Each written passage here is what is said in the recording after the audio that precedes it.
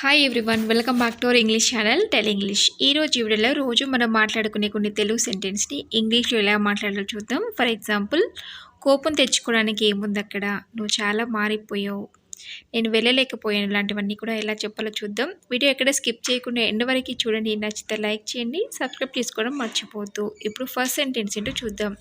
కోపం తెచ్చుకోవడానికి ఏముంది అక్కడ అని మనం చాలాసార్లు అంటూ ఉంటాం కదా. అలాంటప్పుడు ఇంగ్లీష్లో ఎలా చెప్పాలి అంటే, what is there to get angry, what is there to get angry అని ఇంగ్లీష్లో అడగాలి. అలాగే నెక్స్ట్ సెంటెన్స్ ఏంటో చూద్దాం. నువ్వు చాలా మారిపోయావు అని మనం అంటూ ఉంటాం కదా.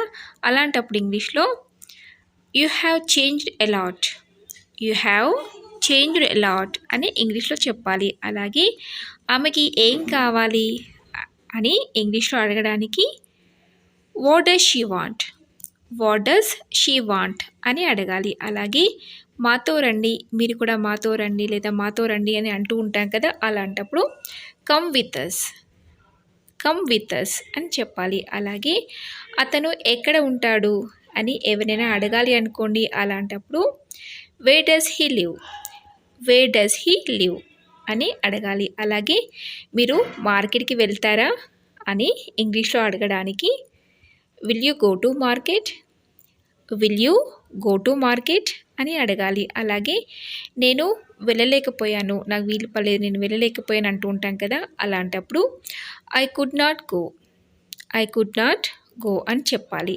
అలాగే ఆమె ఎక్కువగా మాట్లాడుతుంది, మనం ఎక్కువ మాట్లాడే వాళ్ళని అంటూ ఉంటాం కదా. అలాంటప్పుడు she talks allot, she talks allot అని ఇంగ్లీష్లో చెప్పాలి.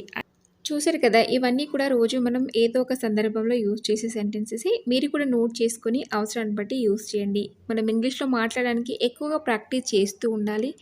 మనం ఏది ఆలోచించినా కూడా దాన్ని ఇంగ్లీష్లో ఆలోచించడానికి ట్రై చేయండి. డెఫినెట్గా మనం త్వరగా ఇంగ్లీష్లో మాట్లాడగలుగుతాం.